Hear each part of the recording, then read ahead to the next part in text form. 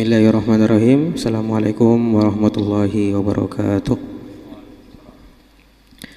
Alhamdulillahirabbil alamin. Summa salatu wassalamu ala Rasulillah wa ala alihi washabihi ajmain, amma ba'd. Pertama-tama mari kita panjatkan puji syukur kehadirat Allah Subhanahu wa taala serta salawat dan salam tak lupa kita haturkan kepada baginda Nabi Allah Muhammad sallallahu alaihi wasallam. Insyaallah malam ini kita akan melanjutkan series filsafat kita dengan judul Deontologi dan Perintah Agama yang insyaallah akan diampu oleh Dr. Taufik Mandailing. Untuk mempersingkat waktu kami persilakan. Bismillahirrahmanirrahim. Assalamualaikum warahmatullahi wabarakatuh. Alhamdulillahirabbil alamin, wassalatu wassalamu ala asyrafil anbiya'i wal mursalin sayyidina wa maulana Muhammadin wa ala alihi wa sahbihi ajma'in. Amma ba'd. Puji syukur kita haturkan kehadiran Allah Subhanahu wa taala atas karunia-Nya dan limpahan rahmat-Nya pada malam ini setelah maghrib menjelang isya kita bisa bermuajahah di laboratorium Masjid UIN Sunan Kalijaga ini. Semoga kehadiran kita semua di rumah Allah yang mulia ini mendapatkan berkah dan ridho, tentu saja juga mendapatkan pahala dari Allah Subhanahu wa taala. Dan ajang silaturahmi serta ajang thalabul ilmi ini membawa kemanfaatan tentunya.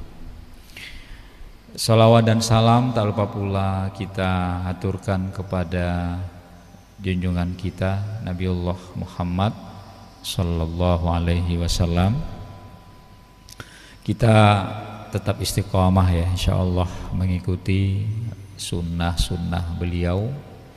Kita jadikan beliau sebagai uswatun hasanah, sebagai role model untuk kita praktekkan ya akhlak beliau, kita tiru dan kita praktekkan dalam kehidupan kita. Dan semoga kita semua nanti bisa bersama beliau, mengikuti beliau masuk ke surganya Allah Subhanahu wa taala. Hadirin saudara yang saya hormati, pada malam ini tema kita yaitu etika deontologi ya, dan kewajiban agama. Jadi dua tema ini sebenarnya saling berkaitan satu sama lain. Deontologi adalah teori etika ya. Sebelumnya saya sudah membahas etika teleologi ya. Sekarang kita akan mengaji bersama tentang etika deontologi. Apa sih sesungguhnya deontologi itu ya? Etika deontologi itu secara garis besarnya menyatakan bahwa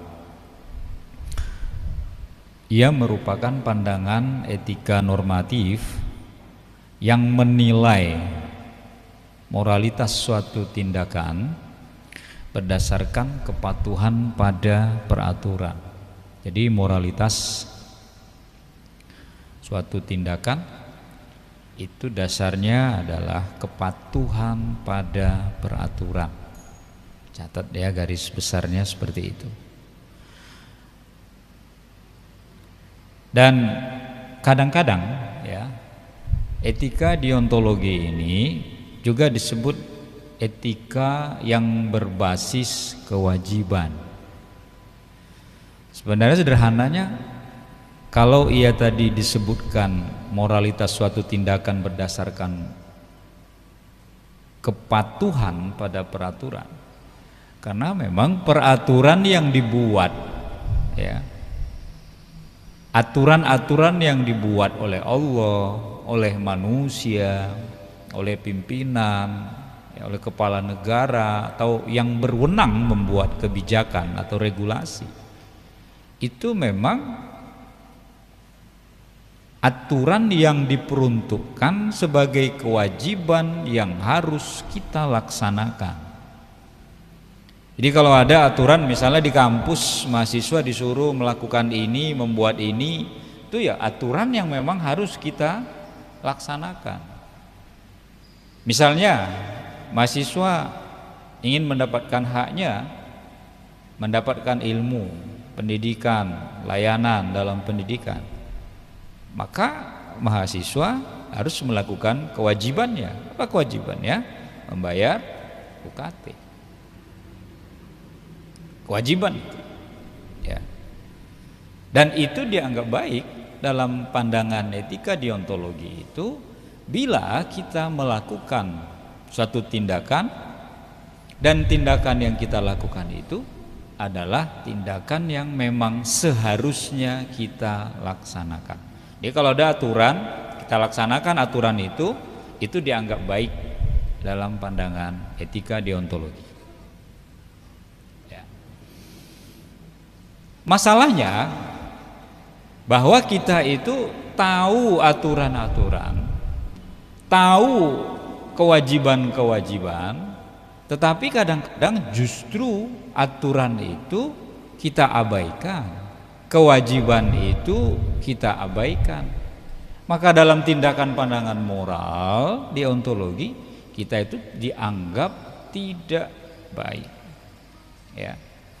Ya kalau kita ingin dianggap baik, ada kewajiban-kewajiban yang dibebankan kepada kita, lalu kita laksanakan, maka kita tuh dianggap baik. Tetapi bila kita misalnya tahu ada kewajiban-kewajiban di mana kewajiban itu menunjukkan kepatuhan kita kepada aturan yang diberikan, dan lalu kita langgar, maka dalam nilai etikanya kita dianggap tidak baik. Nah, sekarang coba kita lihat di dalam persoalan agama, kewajiban-kewajiban dalam agama. Di dalam agama kita kan diwajibkan melakukan perintah Allah.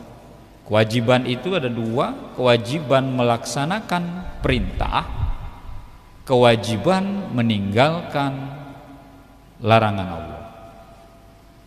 Ya kalau perintah itu biasanya amar, perintah. Kita disuruh misalnya melaksanakan sholat, itu kewajiban kepada kita, dan kita harus laksanakan kewajiban itu. Kenapa? Karena kewajiban yang kita lakukan di dalam agama itu merupakan keharusan yang kita laksanakan, karena itu adalah aturan Allah. Sebagai muslim kita harus laksanakan itu. Saya sering katakan, kalau seorang tentara, polisi, militer lah ya, kalau dia melaksanakan kewajiban-kewajiban, dia dianggap benar. Kewajiban melakukan tugas sebagai aparat negara. Dan kalau ia lakukan itu memang sudah tugasnya, sudah tupoksinya, tugas pokok dan fungsinya. Tetapi ketika ada tentara, ketika ada polisi atau militer, dia tidak melaksanakan kewajiban-kewajiban itu, atau dia meninggalkan kewajibannya itu, atau lari dari tanggung jawab, namanya desersi ya, itu akan dicari itu oleh atasannya, dan kalau didapat ketangkap dia akan dihukum. Kenapa? Ketika seorang yang sudah masuk tentara, dia punya kewajiban-kewajiban yang harus dia lakukan. Ketika seorang menjadi polisi, dia harus melaksanakan kewajiban-kewajiban yang sudah dibebankan kepada dia. Tidak boleh dia seenaknya sendiri atau seenaknya dewe, bahasa Jawanya. Tetapi kalau dia tidak, itu tidak masalah. Kalian, saya bukan anggota polisi, bukan anggota tentara gitu ya, lalu kita tidak melaksanakan tugas-tugas kemiliteran, kita nggak akan disanksi, kita tidak akan dianggap disersi, kita tidak akan dipaksa untuk melakukan kewajiban tersebut, karena itu bukan tupoksi kita, sehingga kita tidak dibebankan untuk melaksanakan itu. Maka dalam bahasa agama sangat indah Allah mengatakan la ikraha fiddin, tidak ada paksaan dalam beragama. Jadi jangan paksa nanti kalau kalian punya teman dia non muslim, lalu kita paksa dia puasa bulan Ramadan, itu tidak boleh gitu. Ya, tidak boleh dia memaksa dia dan menyuruh dia untuk berpuasa layaknya kita. "Mbok, kamu hargai saya, puasalah depan saya. Jangan kamu makan sembarangan, saya kan puasa." Paling kita hanya mengatakan sekedar, "Tolong dong hargai saya, jangan makan depan saya kan puasa." Padahal kalau dia makan depan kita pun sebenarnya tidak ada masalah. Wong dia nggak ada kewajiban untuk berpuasa kan. Ya. Tetapi ketika kita menjadi seorang muslim, ada perintah yang harus kita laksanakan, ada perintah yang harus kita jauhi, maka itu dilaksanakan oleh kita. Itulah yang disebut dengan kewajiban itu tadi. Bila kita laksanakan perintah Allah itu, kita mendapatkan pahala. Bila kita jauhi larangan Allah itu, kita mendapatkan pahala. Tapi sebaliknya, kita abaikan larangan, kita tinggalkan perintah, dan kita tidak laksanakan perintah Allah, maka kita diberi ganjaran yang namanya dosa. Ya, jadi kita ini akan berdosa ketika kita punya kewajiban yang harus kita laksanakan, kita abaikan. Ya, kan banyak dalam hadis-hadis juga disebutkan kan, barang siapa yang meninggalkan sholat dengan sengaja, maka ia sesungguhnya adalah telah kafir setelah nyata, gitu kan. Atau dikatakan dalam Al-Quran, orang yang melalaikan sholat itu, orang yang mengabaikan sholat itu, dia akan mendapatkan balasan neraka wail misalnya. Itu adalah impact dari kewajiban yang tidak kita laksanakan atau larangan yang kita abaikan. Maka di dalam dunia etika dan dalam dunia agama ada sesungguhnya aturan yang mengatakan bahwa ada keharusan-keharusan yang kita laksanakan, di mana keharusan itu melekat pada diri kita ketika itu menjadi bagian dalam hidup kita. Kalau kita bukan bagian dari Islam, ngapain kita sholat puasa kan? Tapi kalau kita bagian dari Islam, ya kita harus melaksanakan perintah Allah. Mulai dari kita sholat sampai kita haji. Haji itu kan wajib juga bagi semua orang, tidak ada batasannya, semua, karena dia rukun Islam, karena dia adalah arkanul Islam. Ya, tapi ketika wajibnya haji itu ada batasnya, ketika hanya diwajibkan kepada orang yang mampu secara fisik, mampu secara harta, mampu secara mental, ya, mampu dia nanti melakukan perjalanan itu, atau dalam bahasa Al-Quran disebut dengan manistata'a ilaihi sabila, kewajiban. Nah, sekarang coba kita lihat ya dalam agama, kenapa sih kita sesungguhnya memiliki kewajiban dalam beribadah itu? Ya, kenapa sih harus kita lakukan kewajiban-kewajiban itu? Gimana kalau kita abaikan saja kewajiban itu? Ya kan? Tapi ternyata kita memiliki kewajiban itu. Ya. Alasan pertama kenapa kita harus memiliki kewajiban beribadah kepada Allah yang harus kita lakukan, karena kewajiban itu adalah sesungguhnya bentuk dari tanda syukur kita kepada Allah Subhanahu wa taala. Jadi kalau kita melakukan kewajiban kepada Allah, itu sebenarnya adalah bentuk dari rasa syukur kita. Kita diberi hak oleh Allah untuk hidup, kita diberi nikmat oleh Allah di dunia ini, kita diberi banyak kemudahan-kemudahan oleh Allah, kita menjalani kehidupan kita ini dengan rahmat Allah. Maka kewajiban kita untuk melaksanakan perintah Allah itu adalah kita lakukan dengan bersyukur atas nikmat yang Allah berikan itu. Mulai sekarang sadari bahwa kenapa kita memiliki kewajiban kepada Allah itu untuk beribadah, karena memang itu adalah tanda syukur kita kepada Allah. Lalu yang kedua, kalau kita melihat etika kewajiban kita kepada Allah secara Islam ini, kita memang diciptakan untuk beribadah. Pertanyaan kritisnya, kalau begitu sepanjang hidup saya ibadah terus dong, sholat terus saya, puasa terus saya Senin Kemis, gitu kan, sedekah terus saya, ngaji terus saya. Ini yang kadang sering disalahpahami oleh kita, bahwa setiap perbuatan yang kita lakukan dengan niat yang baik, karena innamal a'malu binniyat itu ya, niatnya baik, itu sudah bernilai ibadah, gitu loh. Anda datang ke sini tujuannya thalabul ilmi. Saya datang ke sini tujuan saya bersilaturahmi dan ngaji bersama. Kalau saya niatkan itu mencari ridho Allah, maka itu bernilai ibadah. Makan saja kita ibadah kok. Makanya kita minta keberkahan dari makanan kita itu. Coba kita perhatikan doa kita itu. Allahumma barik lana fima razaqtana wa qina azabannar. Kita minta keberkahan dengan apa yang kita makan. Siapa bilang makan itu tidak ibadah? Gitu. Coba perhatikan.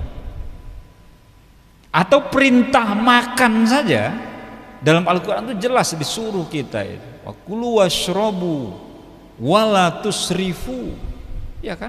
Makan kalian, minumlah kalian, itu perintah loh.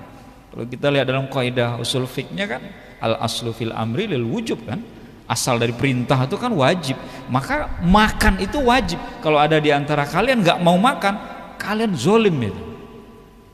Tapi kan harus ada yang dimakan Pak. Lah iya itu betul gitu kan. Karena zolim terhadap diri kita. Karena tubuh kita ini butuh hak untuk kita isi di perut kita ini. Makanya diperintahkan kita itu makan dan minum. Kenapa? Karena makan dan minum itu adalah untuk hidup. Kita bisa mati kalau kita nggak makan. Kita bisa mati kalau kita tidak minum. Kita zolim terhadap tubuh kita. Ada makanan lalu kita nggak makan. Jangan samakan kita dengan malaikat. Makanya ada kawan yang ngambil diet nggak makan nasi gitu kan ada itu kan, diet nggak makan nasi untuk menguruskan badan gitu kan. Ada kawan juga bilang gini, kamu zolim itu, nasi yang kamu makan itu kan halal, kenapa kamu haramkan untuk tubuhmu gitu kan, hanya untuk menguruskan badan, kok haramkan yang halal, itu kata kawan, candaannya begitu. Karena kan katanya konon nasi itu kan banyak karbonya ya, mengandung karbo kan, jadi kalau ingin menguruskan badan jangan kita banyak mengkonsumsi nasi gitu. Kita kan lauknya sedikit, nasinya banyak kan. Nah, itu yang membuat kadang-kadang karbonya banyak dalam tubuh kita gitu. Zolim itu. Ya. Kata teman saya itu. Jadi kita dalam kehidupan kita ini jangan puasa, zakat, haji itu ibadah. Semua sesungguhnya yang kita lakukan itu pada dasarnya bernilai ibadah asalkan kita mencari ridho Allah Subhanahu wa taala. Lalu yang ketiga, konsekuensi janji kita kepada Allah. Jadi kita beribadah ini itu sudah konsekuensi janji kita kepada Allah bahwa kita akan taat kepada Allah. Ya. Karena sebelum kita ditiupkan ruh dalam kandungan itu kan kita sudah menandatangani kontrak kepada Allah, bala syahidna. Ya. Kita akan mengatakan dan kita mengatakan saya bersaksi kepada Allah bahwa memang Allah lah yang akan kita sembah. Walaupun pada akhirnya ketika manusia hidup dia bisa memilih keyakinannya, bahkan dia bisa memilih untuk tidak memiliki keyakinan. Ya. Tapi jangan lupa bahwa saat ruh kita ditiupkan oleh Allah dan kehidupan sudah ada di dalam kandungan ibu kita, kita sudah bersaksi sesungguhnya. Maka bersaksi untuk beribadah itulah yang sekarang sedang kita tunaikan dengan melaksanakan perintah-perintah Allah. Ya, kalau kita nggak beribadah kepada Allah, kita melanggar persaksian kita kepada Allah. Kalau kita tidak beribadah kepada Allah dalam kehidupan kita ini, kita tidak mematuhi apa yang Allah perintahkan kepada kita. Ya. Nah, lalu berikutnya adalah manusia itu memang diciptakan untuk beribadah. Ya. Kalau memang kita diciptakan untuk beribadah, itu jelas itu firman Allah dalam Al-Qur'an yang mengatakan wa ma khalaqtul jinna wal insa illa liya'budun. Tidaklah aku ciptakan jin dan manusia melainkan untuk beribadah kepadaku. Jadi hakikat penciptaan manusia ini di dalamnya ada kewajiban-kewajiban yang harus kita lakukan. Apa kewajiban itu yang dalam bahasa agama kita sebut dengan ibadah. Kita membaca Al-Quran itu ibadah, ya. Kita bergaul dengan orang ibadah, kita bersilaturahmi ibadah. Anda pulang kampung liburan ini sekarang kan, liburan semester ya, terpendek yang pulang kampung, silaturahmi, ketemu sama orang tua, sama keluarga, itu ibadah. Kalian misalnya bekerja, lalu kalian membagi ilmu kalian dalam kalian bekerja, itu ibadah. Ya. Karena mengasalkan diniatkan itu untuk mencari ridho Allah Subhanahu wa taala, dan kita lakukan untuk mencari rahman-Nya Allah, itu sudah bernilai ibadah. Ya. Maka kalau ada orang yang mengatakan wah Islam itu agamanya penuh dengan ibadah, ya memang karena kita diciptakan oleh Allah untuk beribadah. Cuma jangan dipandang bahwa ibadah itu hanya sholat semata, padahal ke dalam kehidupan sosial kita itu juga ibadah. Orang kan selama ini menganggap bahwa ibadah itu hanya kewajiban yang secara individual. Sholat saya sudah bagus kok, hubungan saya secara vertikal dengan Allah sudah bagus kok. Tapi orang lupa hubungan horizontalnya dengan sesama manusia, dengan tetangganya, dengan temannya, dengan keluarganya tidak baik, itu dianggap itu tidak penting, padahal tidak. Berarti kalau hubungan dengan Allah yang bagus, artinya hanya hablum minallahnya aja yang bagus, padahal hablum minannasnya tidak. Padahal dua-duanya harus sejalan, beriringan dan saling menguatkan. Jadi kalau rasanya kita sudah sholat bagus, nggak perlu lagi baik dengan orang lain. Kan ada orang ngaji aja kerjanya kan, tapi dia nggak peduli dengan tetangganya. Ya.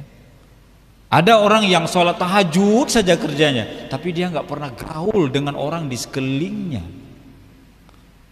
Itu yang dikenal dengan dia hanya memiliki kesalehan individual, tetapi tidak memiliki kesalehan sosial.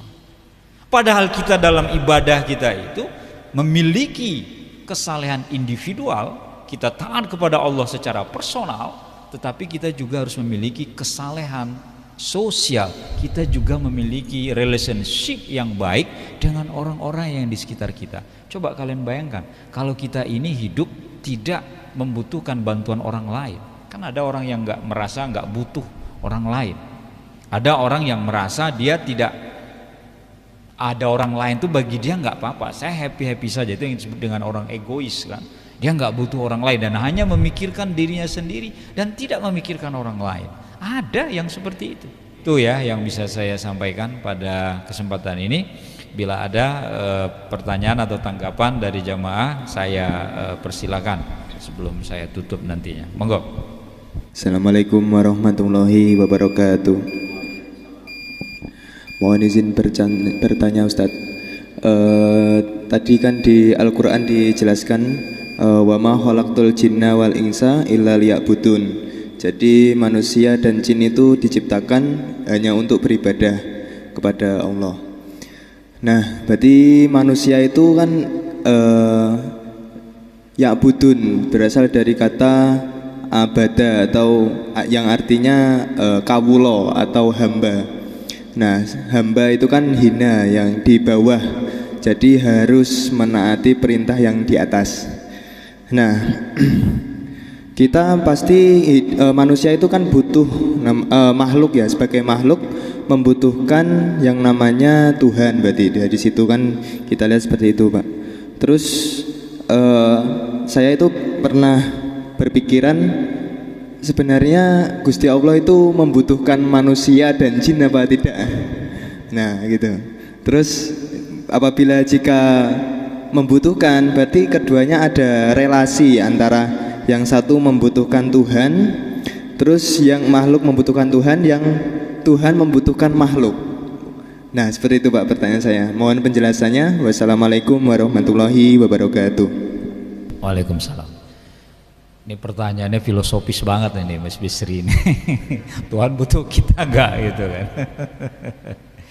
Ya, pertama saya ingin menjelaskan ya, tadi menarik pernyataannya Bisri ya di awal tadi, bahwa kita tuh hamba, asal kata hamba itu kan kaulo ya. Jadi sebenarnya kalau kita melihat fungsi dari manusia itu, kita lihat dalam dua fungsi. Pertama sebagai khalifah fil ard, dan juga sebagai hamba. Sebagai hamba, Hamba itu artinya kan kita dicipta kan, makhluk, makanya dalam ilmu sharaf itu kita kata makhluk itu kita pahami si maf'ul kan, diciptakan. Nah, kalau Allah itu kan isim fa'il, al-khaliq, khaliqun, yang menciptakan. Karena kita diciptakan, mestinya yang diciptakan itu harus tahu diri terhadap segi pencipta itu loh. Bahwa kita ini hamba loh. Apa ya mungkin seorang hamba sembarangan terhadap majikannya gitu kan? Kita sembarangan terhadap bos kita, itu namanya nggak tahu diri kan gitu. Kemudian apa ya wajar kita sebagai makhluk yang daya upaya kita tuh tidak ada apa-apanya selain daya upaya Allah. Bahkan kita sering mengatakan la haula wala quwwata illa billah ya. Apa iya kita menyombongkan diri kita yang tidak ada kekuatan yang bisa kita andalkan untuk menyaingi Allah, lalu kita membanggakan diri kita?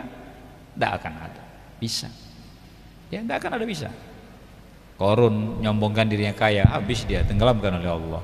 Fir'aun yang menganggap dirinya Tuhan, tenggelamkan juga oleh Allah dalam Laut Merah ya. Raja Namrud ya, menganggap dirinya juga berkuasa atas segala sesuatunya, juga dihancurkan oleh Allah. Itu bukti-bukti keingkaran itu. Nah, lalu terkait dengan itu semua, apakah kita sebagai hamba itu berpengaruh gak sih kalau kita diciptakan oleh Allah itu, kalau misalnya kita nggak ibadah atau nggak ada mas. Jadi Allah tidak akan merasa rugi kalau kita nggak beribadah kepadanya gitu loh ya. Allah juga tidak akan merasa turun derajatnya ketika kita misalnya tidak beribadah kepadanya. Makanya sering kita mendengar kalau kita membela agama Islam itu silahkan, kalau kita membela kebenaran itu silahkan. Tapi kalau kita membela Allah, Allah tuh gak perlu dibela gitu loh. Allah itu maha kuat, Allah itu maha kuasa kan, innallaha ala kulli syai'in qadir. Jadi ibadah dan tidak ibadahnya kita kepada Allah itu tidak ngaruh bagi Allah gitu loh. Kalau saya dosen, kalau kalian belajar ada yang tidak belajar, itu berpengaruh terhadap saya. Saya merasa bertanggung jawab terhadap kalian untuk mencerdaskan kalian sebagai mahasiswa. Masa sih ilmu yang saya berikan nggak nempel di kalian gitu kan? Dosen itu kan bukan hanya sebagai pengajar ya, tapi dosen itu juga sebagai pendidik. Pendidik itu ajaran-ajaran moral juga disampaikan kepada kalian, diajarkan disiplin, diajarkan bertanggung jawab melaksanakan tugas, diajarkan on time saat kuliah. Itu kan mendidik sebenarnya secara moral ya, etikanya begitu. Tapi ketika kami sebagai pengajar, sebagai orang yang mengajarkan ilmu, transfer of knowledge terhadap kalian, itu bisa saja dilakukan oleh semua orang ya. Tetapi kalau sebagai pendidik itu belum tentu.